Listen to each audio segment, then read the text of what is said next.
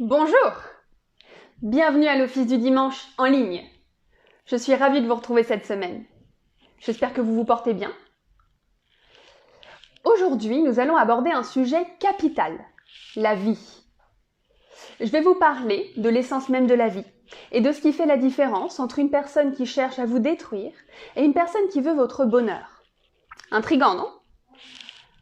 Commençons par le credo de l'Église de Scientologie. Nous, membres de l'Église, croyons que tous les hommes, quelle que soit leur race, couleur ou croyance, ont été créés avec des droits égaux. Que tous les hommes ont le droit inaliénable d'avoir leurs propres pratiques religieuses et de les exercer. Que tous les hommes ont le droit inaliénable de vivre leur propre vie. Que tous les hommes ont le droit inaliénable à leur santé mentale. Que tous les hommes ont le droit inaliénable d'avoir leur propre défense. Que tous les hommes ont le droit inaliénable de concevoir, choisir, assister ou soutenir leurs propres organisations, églises et gouvernements. Que tous les hommes ont le droit inaliénable de penser librement, de parler librement, d'écrire librement leurs propres opinions et de se prononcer, d'écrire ou de s'élever contre les opinions des autres.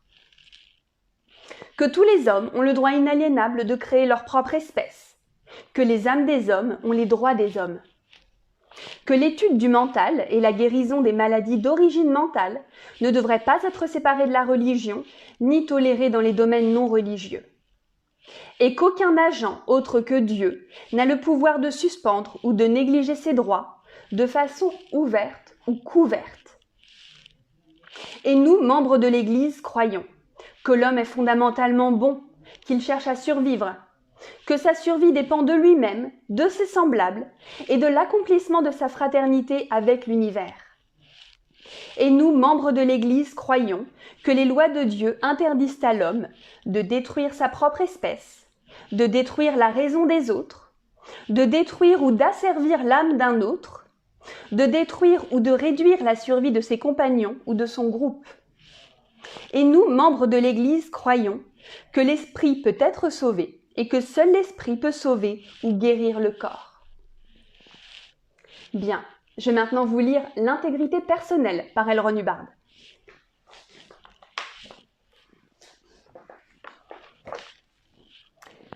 Ce qui est vrai pour vous est ce que vous avez observé par vous-même. Et lorsque vous avez perdu cela, vous avez tout perdu. Qu'est-ce que l'intégrité personnelle ? L'intégrité personnelle, c'est savoir ce que vous savez. Ce que vous savez n'est rien d'autre que ce que vous savez. C'est cela l'intégrité. Il n'y a pas d'autre intégrité. Bien sûr, nous pouvons parler d'honneur, de vérité, de tout cela, ces termes ésotériques. Mais je pense qu'on ne les trahirait pas le moins du monde si ce que nous observions était vraiment ce que nous observions, si nous prenions soin d'observer ce que nous observons, et que nous observions toujours dans le but d'observer. Et sans nécessairement adopter une attitude sceptique, un esprit critique ou indulgent, mais certainement en maintenant suffisamment d'intégrité et de conviction personnelle, de confiance en soi et de courage pour pouvoir observer ce que nous observons et dire ce que nous avons observé.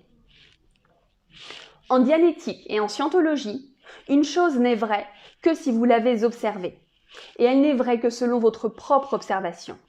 C'est tout. Bien. Jetons donc un œil à ce qu'est la vie et comment distinguer les gentils des méchants dans cette grande aventure de tous les jours. Le sermon que j'ai choisi pour vous cette semaine s'intitule « La communication est la vie ». Le voici. La communication est la vie. Sans elle, nous sommes morts pour tous les autres. L'importance de la communication a évolué depuis la découverte du triangle d'ARC en juillet 1950. Le triangle d'ARC a 3 points en relation les uns avec les autres. Le premier est l'affinité, le deuxième est la réalité, le troisième et le plus important est la communication, ARC. Ces 3 facteurs sont liés. Par affinité, on entend la réponse émotionnelle, le sentiment d'affection ou son absence, l'émotion ou la mésémotion rattachée à la vie. Par réalité, on entend les objets solides, les choses réelles de la vie. Par communication, on entend un échange d'idées entre deux terminaux. Un terminal est une personne, un point ou une position qui peut recevoir, transmettre ou envoyer une communication. Sans affinité, il n'y a ni réalité ni communication. Sans réalité, il n'y a ni affinité ni communication. Sans communication, il n'y a ni affinité ni réalité.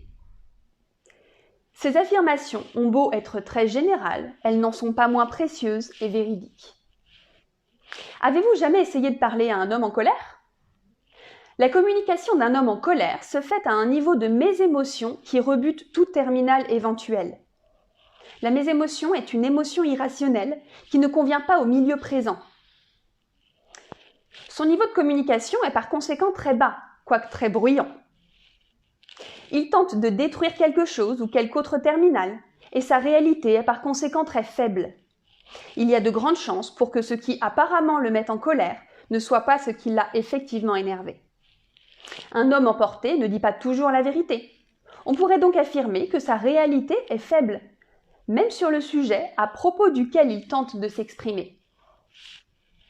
Il faut qu'il y ait une bonne affinité, c'est-à-dire de l'affection, entre deux personnes avant qu'elles deviennent très réelles l'une pour l'autre. Et dans ce cas, il faut que la réalité soit employée graduellement, certaines choses étant plus réelles que d'autres. Il faut qu'il y ait une bonne affinité entre deux personnes avant qu'elles puissent s'entretenir avec véracité ou confiance. Avant que deux personnes puissent être réelles l'une pour l'autre, il faut qu'il y ait quelque communication entre elles. Il faut au moins qu'elles se voient, ce qui en soi constitue une forme de communication. Avant que deux personnes puissent ressentir de l'affinité l'une pour l'autre, il faut qu'elles soient, dans une certaine mesure, réelles. Ces trois termes sont interdépendants, de sorte que lorsque l'un d'entre eux fléchit, les deux autres chutent aussi. Lorsque l'un s'élève, les deux autres montent aussi. Il suffit d'améliorer un seul des angles de ce triangle si précieux en scientologie pour améliorer les deux angles restants. Il suffit d'améliorer deux angles du triangle pour améliorer le troisième. La raison pour laquelle le triangle d'ARC est probablement passé si longtemps inaperçu est qu'une personne dans l'apathie monte en passant par divers tons. Ceux-ci sont très réguliers, se suivant dans l'ordre, et une personne monte en les traversant toujours l'un après l'autre. Ce sont les tons de l'affinité, et l'échelle des tons, en dianétique et en scientologie, est probablement le meilleur moyen possible de prévoir ce qui va avoir lieu ensuite, ou ce qu'une personne va effectivement faire. Il s'agit d'une échelle qui montre les tons émotionnels d'une personne, les états émotionnels qu'elle traverse. On peut immédiatement établir une estimation de la qualité ou de l'aptitude d'une personne grâce à son ton. Le ton est établi par son ARC. Un livre intitulé Sciences de la survie est consacré à ce sujet. En fait, le ton est établi par l'affinité et la réalité d'une personne. Cela s'observe plus directement par sa communication. Un moyen facile et rapide de déterminer le ton d'une personne serait: qu'essaye-t-elle de faire à votre ARC ? Si elle découvre quelque chose envers lequel vous avez une bonne ARC, essaye-t-elle d'augmenter ou de diminuer votre communication avec cela ? On peut diminuer la communication de quelqu'un avec une chose de deux façons, avec le même résultat. En insistant pour qu'on communique avec des choses douloureuses, de sorte qu'il ne vaut mieux pas communiquer, comme une nation le fait à la jeunesse avec la guerre, ou en coupant directement la communication. Amoindrir l'affinité avec les choses coupe la communication. Élever l'affinité avec les choses l'améliore. Prenez l'exemple du contraste entre le résultat obtenu par 1. Un parent qui prévient l'enfant du danger des choses, et 2. Un parent qui laisse l'enfant se familiariser avec les choses. L'enfant du premier exemple va mal tourner.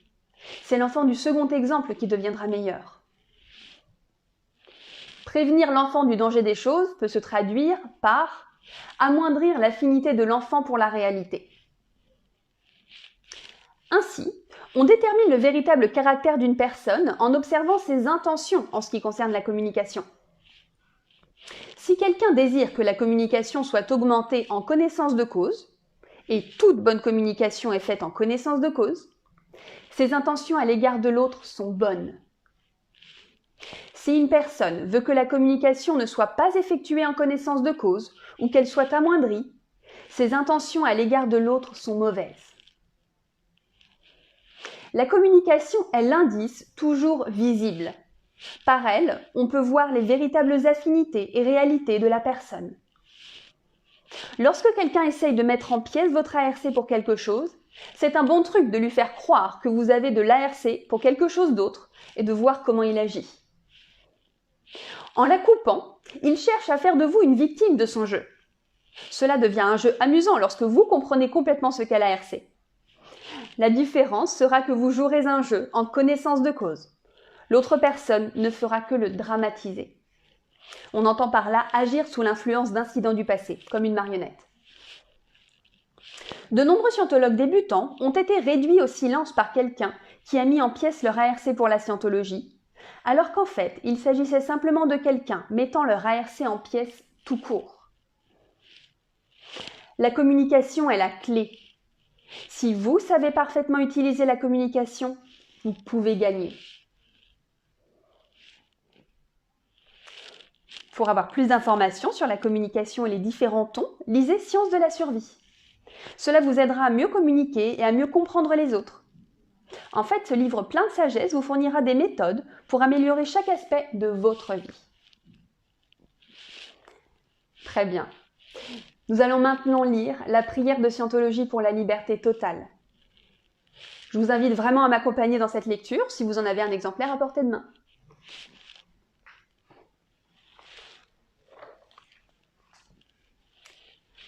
Puisse l'auteur de l'univers donner à chaque homme la possibilité de parvenir à la compréhension de sa nature spirituelle.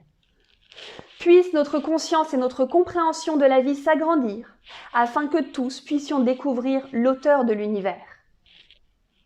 Et puissent d'autres aussi atteindre cette compréhension qui mène à la liberté totale.